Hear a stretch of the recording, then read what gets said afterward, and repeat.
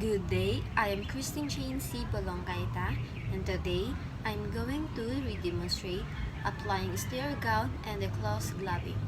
The purpose of applying sterile gown and gloves is to prevent the migration of microbes from the skin and the scrub suit of the sterile team members on the sterile fields, and it also warns of the sterile field in the operating room, delivery room, and the other special treatment areas. First is remove jewelry from your arm and your wrist because jewelry can harbor microorganisms, and also make sure that there's no artificial nails or extenders or cheap nail polish because artificial nail extenders and the cheap nail polish can harbor additional microorganisms. Inspect hands for sores and abrasion, and if you have those, report to supervisor are required. This is because open sores can harbor microorganisms. Wear the following before entering operating room or treatment area, like cap, face mask, eyewear, and foot covers. So, we need to wear these protective barriers to prevent the possible transmission of diseases between healthcare professionals and patients during surgical procedure. So, this is our equipment needed. So, let's wear our cap.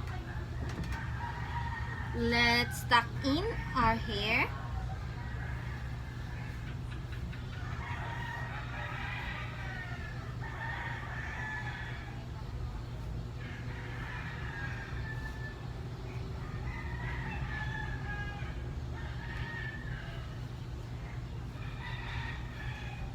Next is, let's wear our face mask. So this is very essential when going to the operating room when sterile has been established. Next, let's wear our eyewear.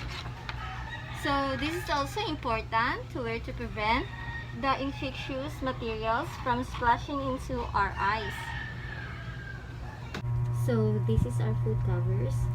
This is important if ever our shoes is worn outside the hospital. So we need to wear it. So next, open a sterile pack containing sterile gowns folded inside out.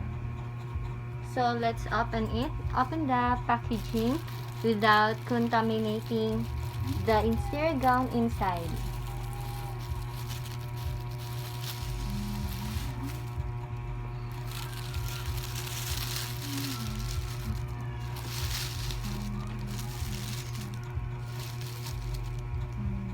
Next is prepare the glove package by peeling the outer package of the glove.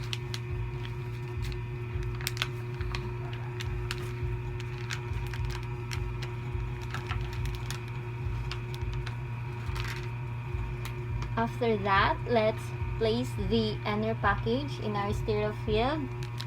So let's make sure not to contaminate the inner package. Next is perform thorough surgical hand washing, brushing if applicable, and applies antiseptic agent or gel. So this is to deter the spread of microorganisms and to ensure the proper infection control. After our hand washing, let's apply antiseptic gel.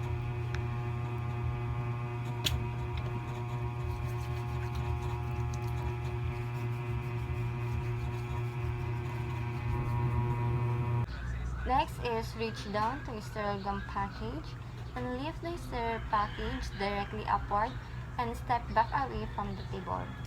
This is to prevent the cross-contamination and to maintain sterility. So now is let's pick it up, our gown.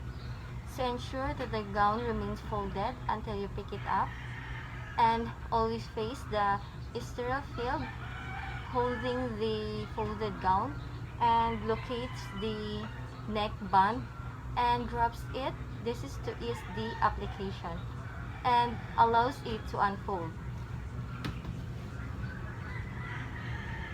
So let's make sure not to touch the outside of the gown.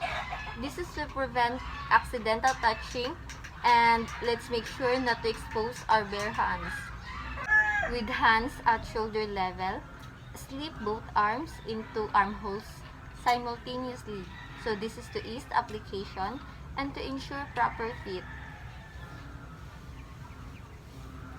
Next is ask the circulatory nurse to securely tie back of gown at neck and waist.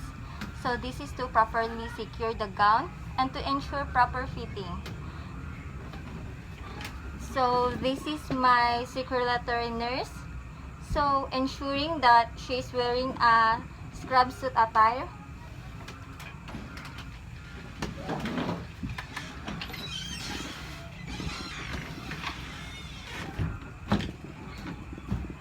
So next is with hands covered by gown sleeves. Let's open our sterile gloves. So let's make sure not contaminate the inner package of the gloves. So let's not expose our bare hands.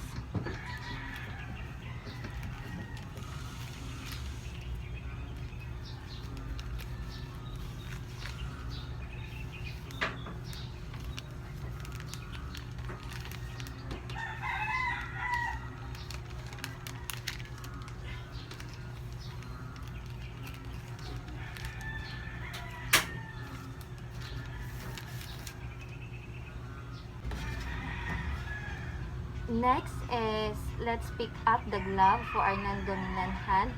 So make sure not to puncture our gloves.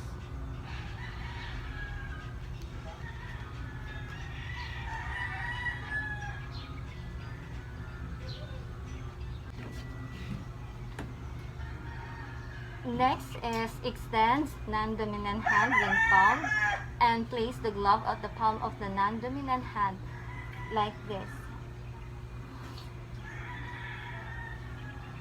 Next is pass the cup of our glove and turn it over to our non-dominant hand. So let's make sure not to expose our hands to maintain sterility.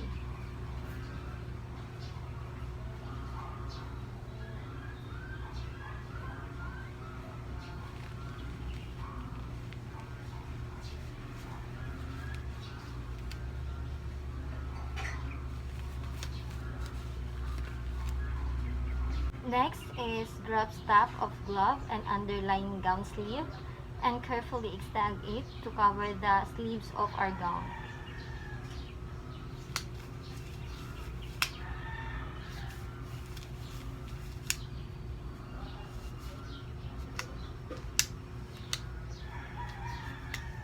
Like this.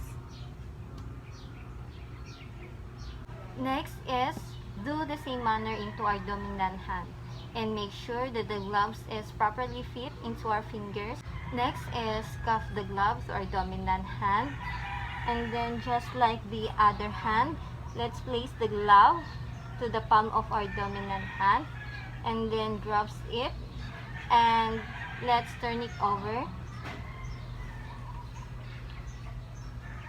So let's make sure not to puncture our gloves.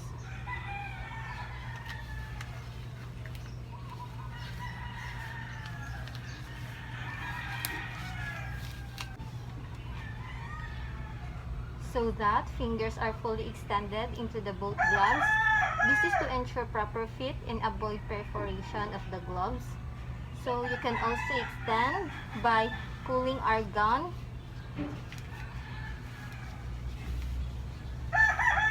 to ensure proper fit, just like this.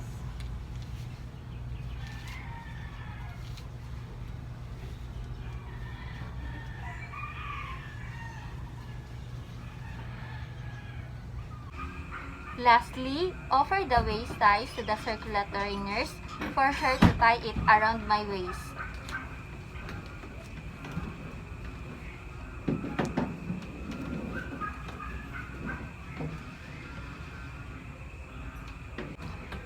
That is all for my return demonstration. Thank you.